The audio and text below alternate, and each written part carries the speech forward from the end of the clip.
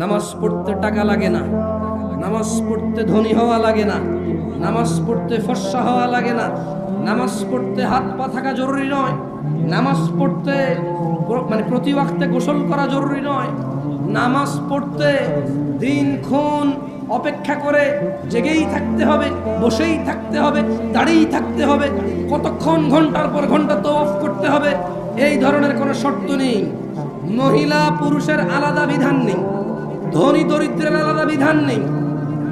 অথবা তারা যারা সালাতকে ত্যাগ করেছে, আল্লাহর নবী বলছে ইসলামের স্তম্ভ পাঁচটি: আল্লাহকে সাক্ষী দেওয়া, ওনার রাসূলকে সাক্ষী দেওয়া এবং সালাত প্রতিষ্ঠিত করা, সমর্থবান যাকাত দেওয়া, সমর্থবান হজ করা।